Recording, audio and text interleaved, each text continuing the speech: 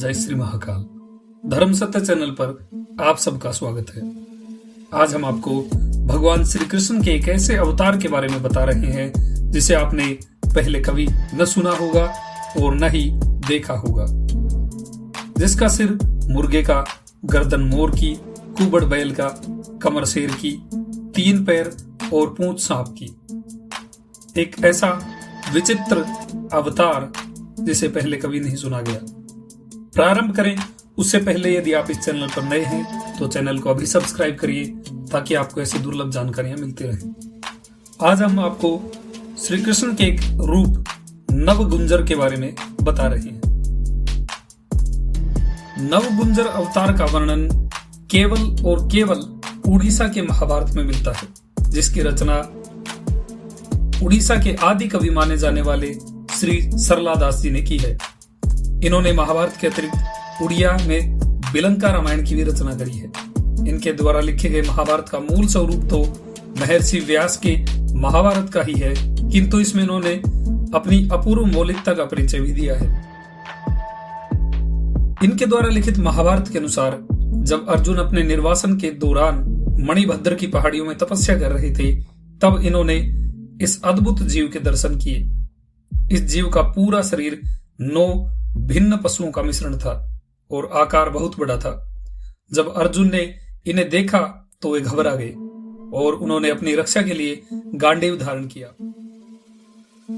वे उस विचित्र प्राणी पर आक्रमण करने ही वाले थे कि उन्होंने सोचा कि ऐसा कोई जीव तो इस पृथ्वी पर हो ही नहीं सकता।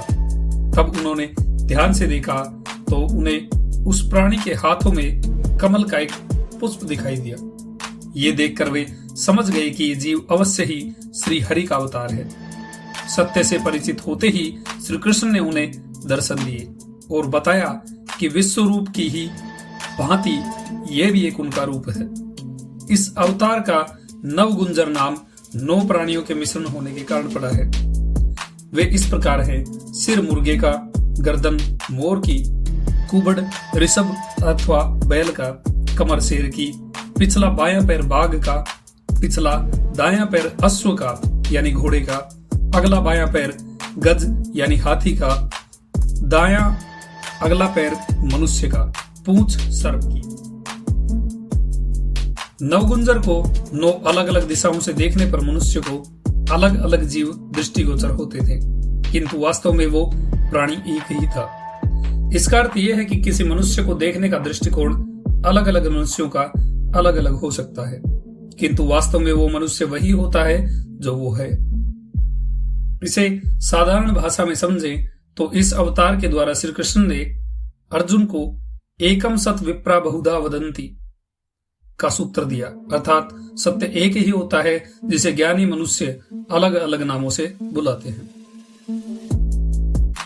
इस अद्भुत अवतार की कलाकृति जगन्नाथपुरी मंदिर में स्थापित है।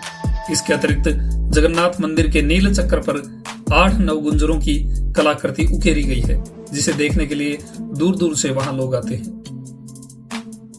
जगन्नाथपुरी मंदिर के उत्तरी भाग में नवगुंजर और अर्जुन के चित्र को उकेरा गया है। प्राचीन खेल गंजप्पा, जिसे अभी गंजीफा प्लेइंग कार्ड कहा जाता है, गंजीफा प्लेइंग कार्ड में भी नवगुंजर का उल्लेख देखने को मिलता है। इसमें राजा के कार्ड में नवगुंजर का और मंत्री के कार्ड में अर्जुन का चित्र उकेरा गया है। उड़ीसा के कुछ हिस्सों में, विशेष करके पुरी जिले में, इस सेट को नवगुंजर के नाम से जाना जाता है। ये श्री कृष्ण के विश्व रूप का ही एक रूप माना जाता है। जानकारी अच्छी लगी हो तो वीडियो को लाइक करें, शेयर करें। आपका दिन शुभ हो। जय श्री महाकाल।